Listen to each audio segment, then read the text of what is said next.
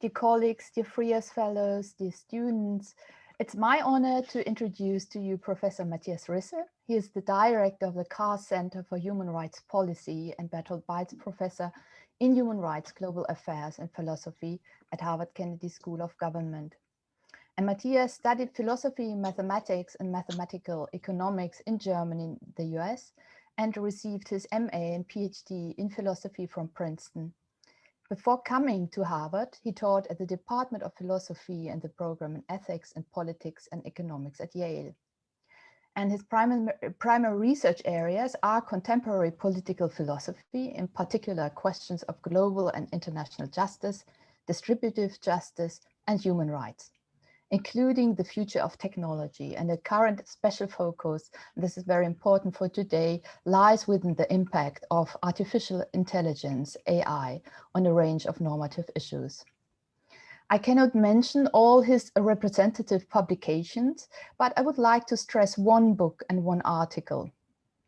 In 2012, Mathias published the book on global justice, which sets out his own proposal for how to think about justice at the global level. And recently he published the article Human Rights as Membership Rights in the World Society, published as part of the book Human Rights, Democracy and Legitimacy in a World of Disorder. I can highly recommend this, certainly. Besides, Mathias has been the organizer of a number of major international conferences at Harvard and a co-organizer of several more such events in East and Southeast Asia in order to foster the collaboration among political philosophers and scholars of other fields.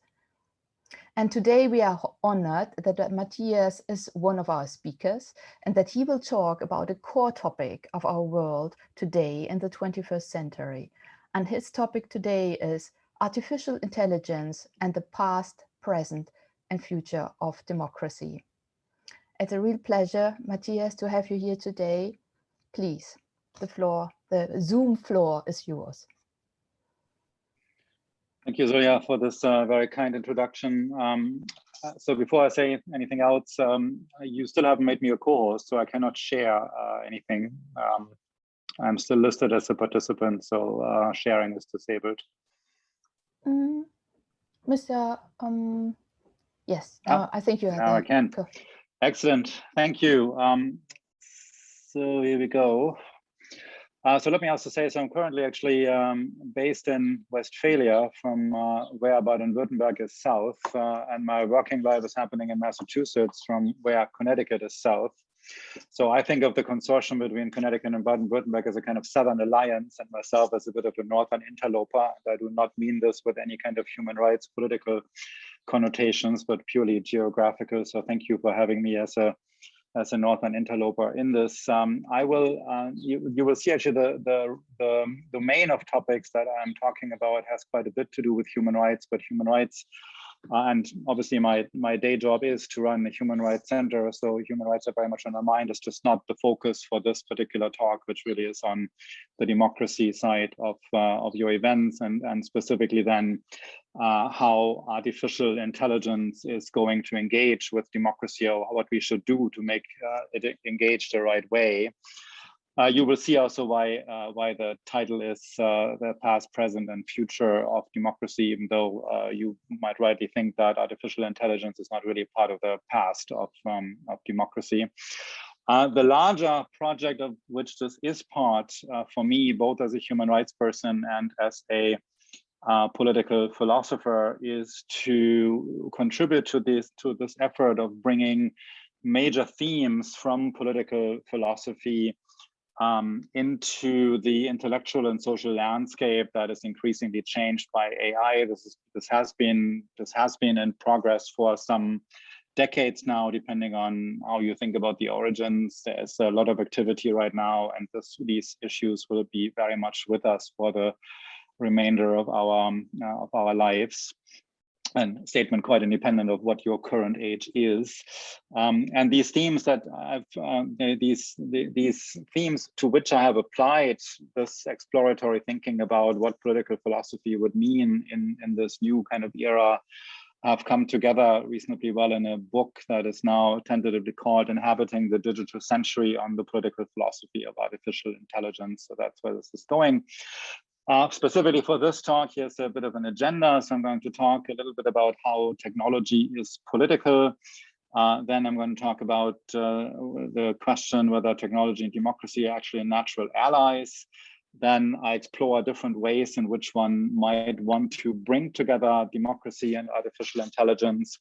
And I talk about one particular way of doing that, what I call the grand democratic AI utopia, which is not an attractive vision, and I explain why. And then by way of concluding, I engage with some rather concrete possibilities and challenges for democracy in the digital century. Obviously, this conference is not specifically on AI. I will assume that you know some basic things, like the kind of stuff that's debated in the news already. So something like artificial intelligence is deploying a kind of computer science technology known as machine learning, which differs from traditional algorithms by basically teaching itself. So a traditional algorithm would just basically carry out a set of instructions. That's different now. What machine learning does is it dwells on an overwhelming amount of data and uses those data to basically change its own algorithmic structure.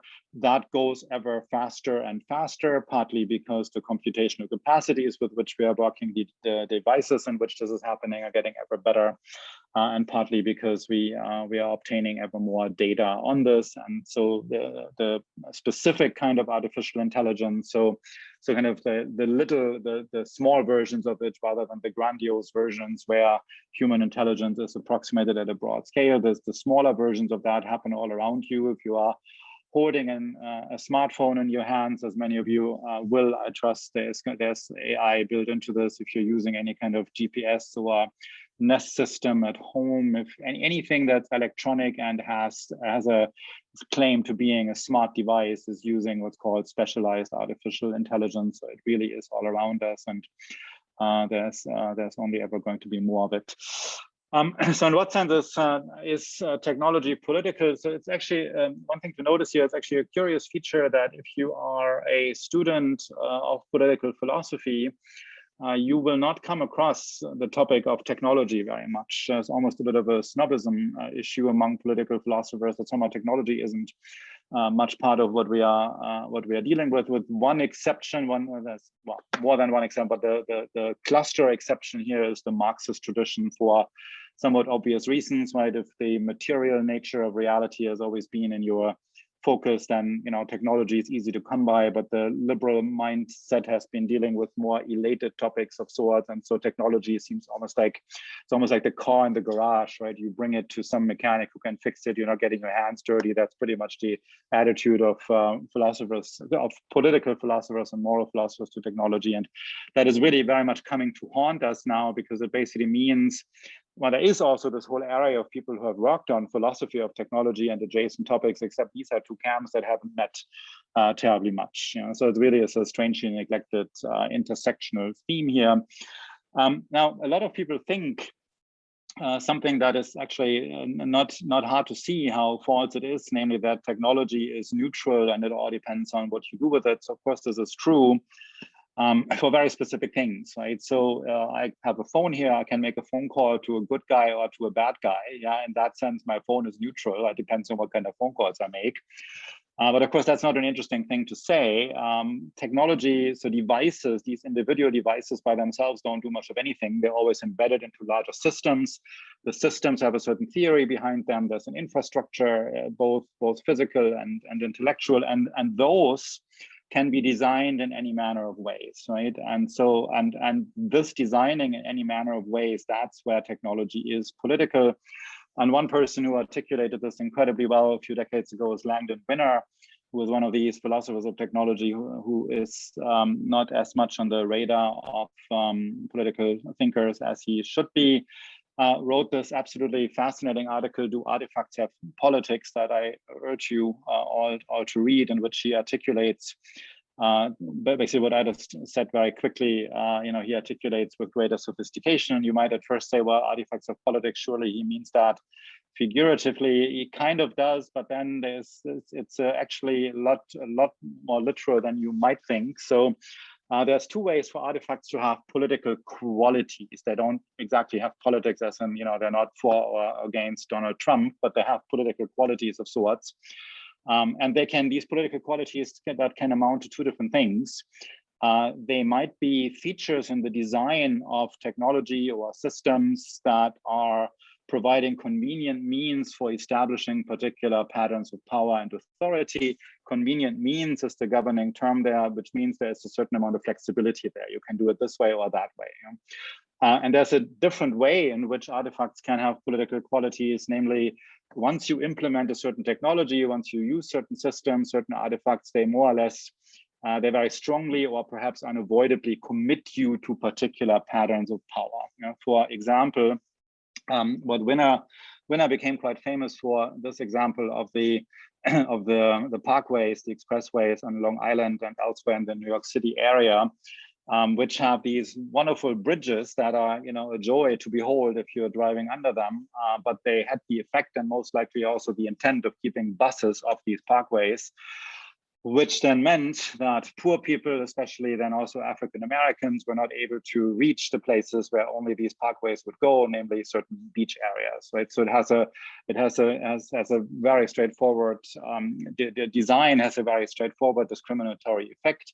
And of course, that's the kind of thing that's easy to avoid, right? There is a socially inclusive design of traffic infrastructure, and there's a socially exclusive design of traffic infrastructure. It's just something you need to pay attention to. And Winner's example for the other sort, namely technology that basically locks you into a particular pattern of authority, is nuclear energy. So this is an article written in the early 80s originally, when nuclear energy was much debated and people tried to figure out all sorts of things about it. And the example itself is debatable, but just so that you see what he has in mind, he basically says, once we turn our country over to nuclear energy, there needs to be a lot of structure in place, right? So these things need to be protected. There need to be a certain military scientific elite that actually makes sure that everything, works out well, and that other people are not, that the bad guys are not taking over, things like that, right? So you need to have a very strong state if you have nuclear energy, right? So there's much less flexibility in design. So that's one way of thinking about, Langdon Winner provides one way of thinking about how technology is political. Bruno Latour is one of the hotshots in science, technology, and society studies, who has a different way of articulating how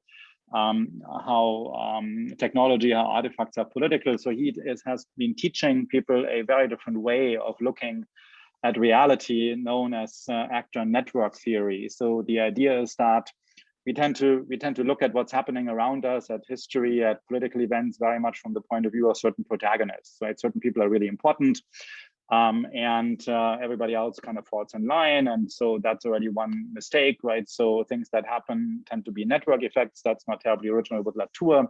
The networks also include a lot of material objects, right? So how we get things done is a matter of having relations with other human beings, also with animals, with objects. So it's about emphasizing the materiality of relationships, and that is actually something that is quite illuminating once you start thinking about democracy. Democracy is not just a bunch of people doing something together. It is a bunch of people doing things together, but in the company of material objects that are absolutely essential for getting things done.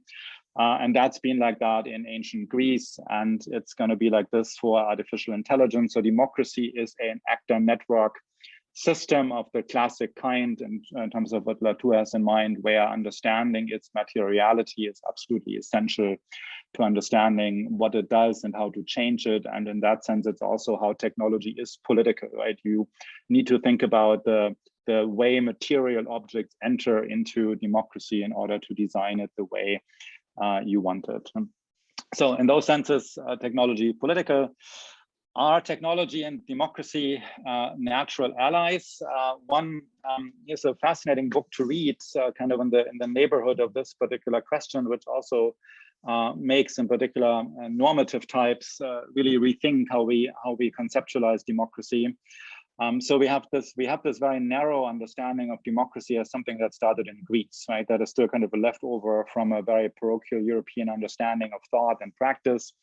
If people think if one thing about this is true, then yeah, the Greeks really invented this, right? And other people had something else, and there was something special about Greek democracy, but it wasn't that it was actually the only place where early democracy was practiced. If you understand early democracy the way David Stasevich, who is a political theorist, scientist at NYU, suggests, namely, this is a system of governance where the rulers are governing jointly with a council or an assembly consisting of members who operate independently of the ruler, right? So if you understand democracy like that, and then you allow for a certain variation of what this would mean, we actually have democracy all around the globe in many different locations in the early stages of history, which actually has kind of cleared up a lot of in my own thinking, because given what we know about human evolution, the cooperative nature of early bands of humans, it just doesn't make sense that this particular version of governance would only have arisen in Greece, and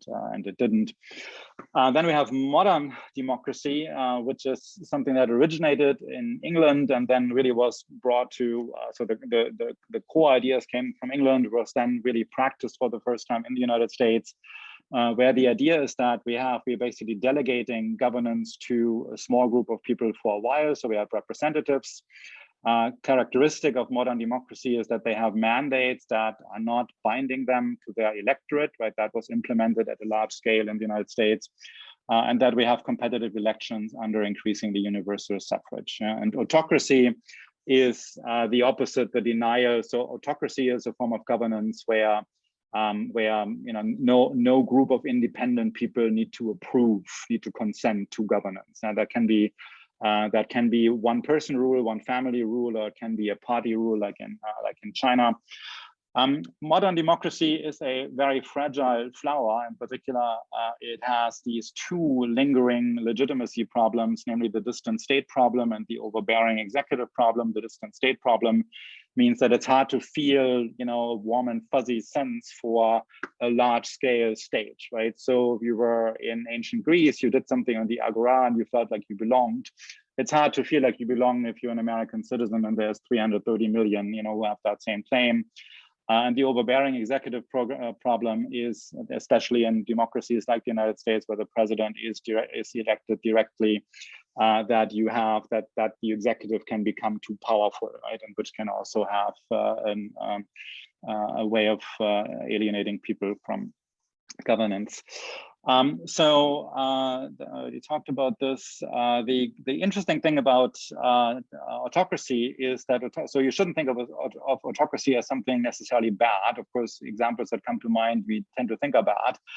But autocracies that are sustainable tend to be ones that actually have a very competent bureaucracy, right? So autocracies that lasted over time are very competent in gathering information, providing assistance to the ruler. So they have a substantial amount of output legitimacy in that regard. And of course, that is also very much at issue between the United States and China at the moment, right? So fascinating development. So Joe Biden has explicitly articulated this like this now, right? So just like Roosevelt during the New Deal time said, this is a competition to show that democracy is stronger than fascism and communism. So Joe Biden has re-articulated that and says, we need to show now that democracy actually works better than the Chinese version of autocracy, which Xi Jinping has been advocating for quite some time as the governance system for the digital century, because this kind of autocracy, the Chinese version of it, is really good at harnessing technology, right? So autocracies have always been, again, autocracies are lasting only if they are helping themselves to competent bureaucracies, and technology has always helped with that.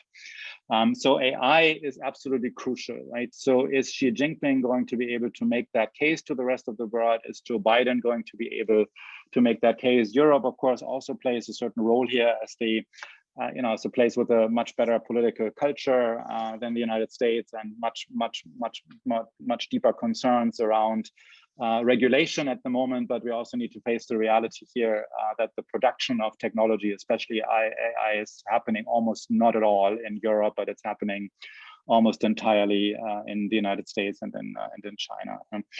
So technology, democracy, difficult relationship. On the one hand, technological advances have traditionally favored autocratic governance, right? They have helped autocratic governments to sustain competent rule. And they were then, again, it's output legitimacy, right? Don't think of autocracies as necessarily horrible regimes. They often had, like, the Chinese government has output legitimacy in terms of what they have done for the population is amazing, right? And they can do that they can't do it through capriciousness. They need a competent bureaucracy. So technology has helped autocracies quite a bit. At the same time, modern democracy desperately needs technology in order to solve its true legitimacy problems. Like, there's no way around that. When the United States was founded in the late 18th century, the government in Washington, D.C., once that was the capital, was so detached from the population that people actually said this was a government in quarantine from its own population because they couldn't even get news through. Right? That only changed through the development of the postal services and the newspaper business, which completely was different in the 19th century than the 18th century. So that's why technology and democracy, they're not natural allies at all. We need to actively work on that, right? Democracy needs technology, but in order for that to become the kind of benign traffic infrastructure in Langdon Winner's sense, this is something that requires active effort. So moving on to the democracy and AI. So here's one way in which people sometimes think about this. It's not terribly widespread, but it's kind of tempting because there's this idea, AI is kind of moving in, it's taking over, it allows us to make everything better. And so there's this, what I call the grand democratic AI utopia, where you think, we're all kind of networked and, we're putting our preferences in and the AI directs what kind of information we get, puts us together for discussions, aggregates votes, lets us know when the government doesn't have the confidence anymore. So it's basically kind of it's like an intelligence dome put over human activities, right? Obviously, we're nowhere near doing this now, but the question is this an attractive vision? Is this how democratic theory should be flirting with AI? And the answer really is a resounding no. So let's not go there.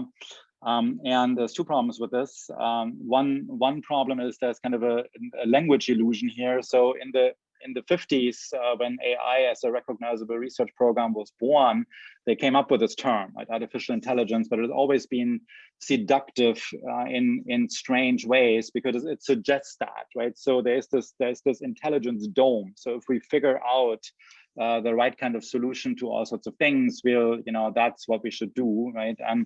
But one way in which one can see this is very problematic is that if you actually think about what intelligence is, what intelligence researchers tell us about what intelligence is, there's not a unified understanding, right? So intelligence is a lot of different things. And if then you think about, given that, right, the way from intelligence to morality to solving moral and political problems is highly bumpy. Even if you allow me to paint with a broad brush here, so people who are very strong, have strong feelings that rationality, let's equate that with intelligence for the time being, rationality really leads us to morality, right? It's a Kantian thought, but even Kantian thinks that is only a very narrow range of morality that is thereby settled, right? So even on a somewhat maximalist, optimistic understanding of what pure intelligence can do for morality, there isn't terribly much coming out of this, right? So this intelligence dome solution, so this picture here, should not be any kind of guiding idea. And the other problem with this vision, of course, is if you actually wanted to build something like this intelligence dome, right? Think about what kind of state effort that would involve and require, right? What kind of involvement of the state in the design of human interactions this would mean. It would open up the door to all sorts of possibilities of abuse. So the path from here to whatever that would be by itself is enormously risky. And in that context, it's incredibly important to remember, George Orwell's 1984 really was written the same year when some very important breakthroughs like Claude Shannon and Norbert Wiener and people, they all did important stuff in 1948 when this was written. This is right at the dawn of the digital age. Of course, for Orwell, everything was analog still because it didn't really have a good sense of what the digital century would be like. But it's important to remember that this book really comes right when the digital age leaves the cradle. Okay, by way of winding down, so if we should not think of democracy and AI in terms of the grand utopia, then how should we? Well, more specific topics, right? So let's break it down. And the topics into which I will break this down is now the public sphere, political power and economic power. And for each of these, we need to ask, what can we do here? What do we need to do in order to deploy specialized AI here in such a way that we get the benign kind of traffic infrastructure in Langdon-Winner sense and not the exclusionary type. So first of all, public sphere. This is where the United States is in incredibly bad shape. Europe is not quite as bad yet, but there's strong dangers that it's getting there also. You all have heard this formulation of the media as the fourth estate, right? And there's actually a lot of depth to that, namely the fourth estate. That means they are treated with esteem. They're important people, and they also have an agenda of their own. There's a certain class interest in the media. So in a way, it's like you're watching the 8 o'clock news, right? ARD in Germany is still it's much closer to that idea as the fourth estate. And you can probably all mention a number of television journalists. In the United States, we no longer have that, right? And you are also going away from this. So we now have a media landscape that my colleague Akon Fang calls one of wide aperture and low deference. Wide aperture is like a camera, like a lens, right? The range of topics is much larger. But the deference is low, right? So that there is a bunch of distinguished television journalists that tell you what you should know. Again, 8 o'clock news, right? This has gone out of existence in the United States decades ago, which is why you get stuff like January 6 riots. So what do we need here? So the social media landscape is much more developed, much more intense, much more important in the United States than in Europe. And in order to do away, so currently it's a disaster. Currently it's a total mess. What we need there to make it like the good kind of the benign kind of traffic infrastructure in Winner sense is a public digital infrastructure, a public digital public infrastructure. So think of something like libraries and parks recreated digitally, right? There needs to be digital spaces where people can meet and encounter each other in ways that actually foster civic virtues rather than being organized as they are now for optimizing, for clicks and virality. There's different ways of doing that. There's a more democratic way of fostering the founding of a lot of public media systems, and then there is the founding of an organization parallel to the BBC in the UK and the ARD in Germany, as a kind of government-sponsored but neutral entity that is supervising the digital public sphere, right? But to get away from this, a system in particular also of news spreading that is organized around money-making, not around fostering civic virtues. And AI would be absolutely crucial to that. So again, harnessing AI the good way, not the bad way. Political power is another system where we need to be careful. So you all know about the Chinese social credit system. Basically, it's an intense way of doing bookkeeping on a population of 1.4 billion. This is something that they are spreading to the rest of the world, right? So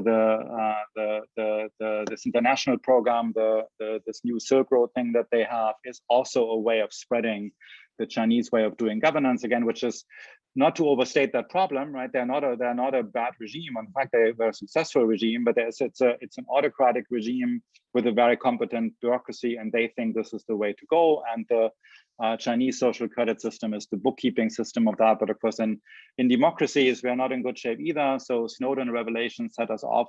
You keep hearing all sorts of things about how even in the provision of public services, AI is used to survey and restrict access to resources, black box societies, things like that. So there's a long list of, I'm running out of time here. So there's a lot of examples also of how local initiatives have used AI in order to build something from the bottom up. So there's a lot of hope. In Taiwan, they have done amazing things. And so there would be other examples. And then finally, economic power. So this is a bit of a future of work topic. I trust you are familiar by now with Shoshana Zuboff's Age of Surveillance Capitalism.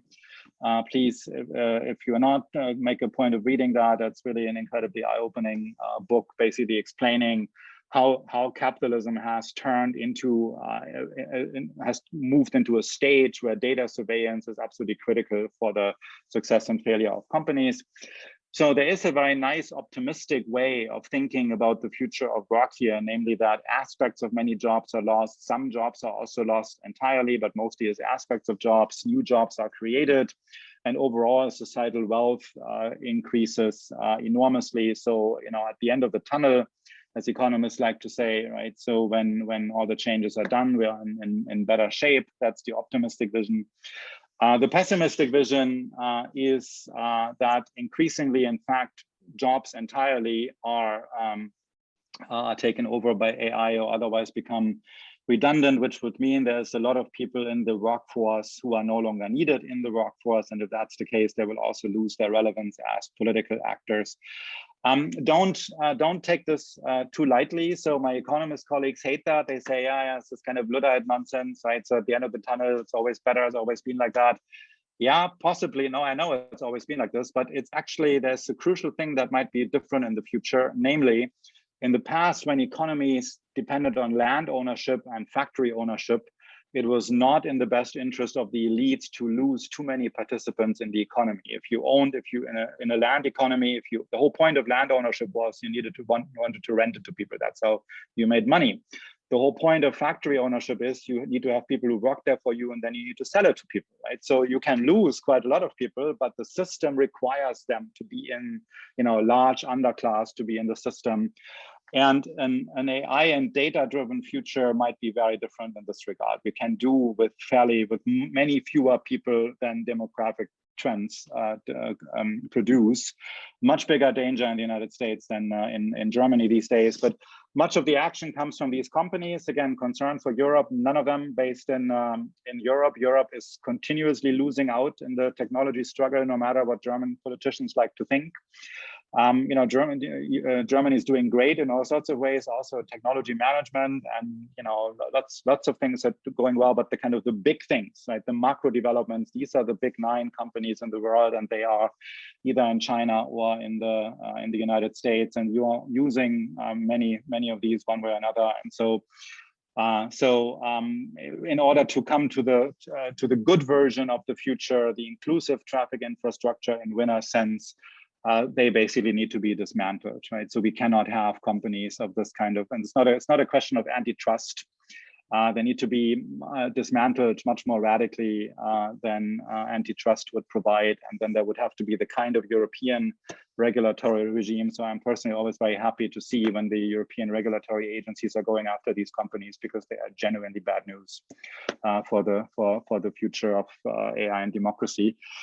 So finishing up here, we badly need technology. We have always needed, technology has always needed it's the materiality of things, right? As the Greeks have needed certain devices, early democracy needed them, modern democracy, we need them. We need the devices in modern democracy to solve the distant state and overbearing executive problem, right? We need technology for that. And the only way of really doing that going forward into the century is to use specialized AI.